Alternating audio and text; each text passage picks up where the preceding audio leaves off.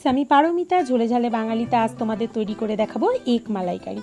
মাত্র 10 মিনিটের মধ্যে হয়ে যায়। ডিম দিয়ে তো নানা রকম প্রিপারেশন করে থাকি।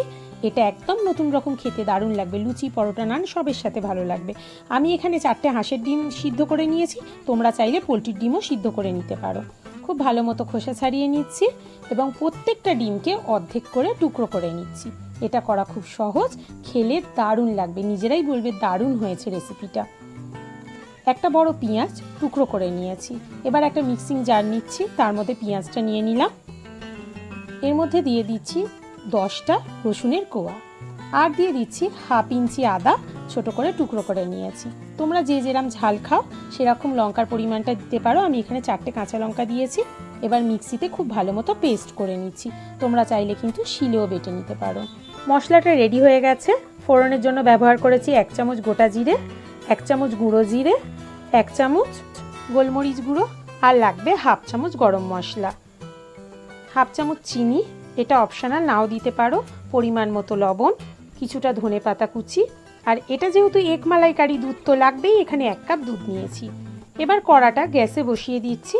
এর মধ্যে দিয়ে দিচ্ছি 3 চামচ সাদা তেল। তেলটা ভালো মতো গরম হয়ে গেছে। এর মধ্যে দিয়ে দিলাম 1 চামচ গোটা জিরে। খুব ভালো মতো ফোড়নের গন্ধটা বেরোচ্ছে। এবার এই সময় দিয়ে দিচ্ছি বেটে রাখা মশলাটা। এর মধ্যে আদা, রসুন, পেঁয়াজ আর লঙ্কা দিয়ে বেটে রেখেছিলাম, সেটাই এর মধ্যে দিয়ে দিলাম।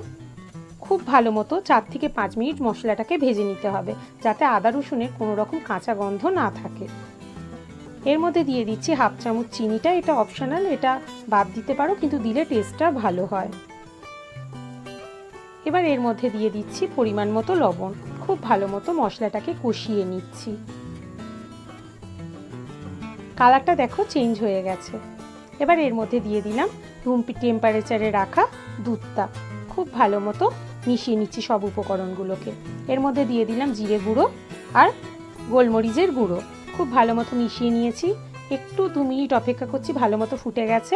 এর মধ্যে সিদ্ধ করে রাখা ডিমগুলো দিয়ে দিচ্ছি। 5 মিনিট ঢেকে রেখে দিচ্ছি।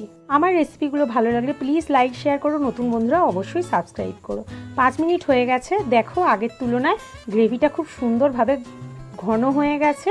তোমরা যে যেরকম গ্রেভি রাখবে সেরকমভাবে দুধের পরিমাণটা কম বেশি করতে পারো। এর মধ্যে দিয়ে দিচ্ছি গরম মশলা গুঁড়ো আর ধনে পাতা কুচি।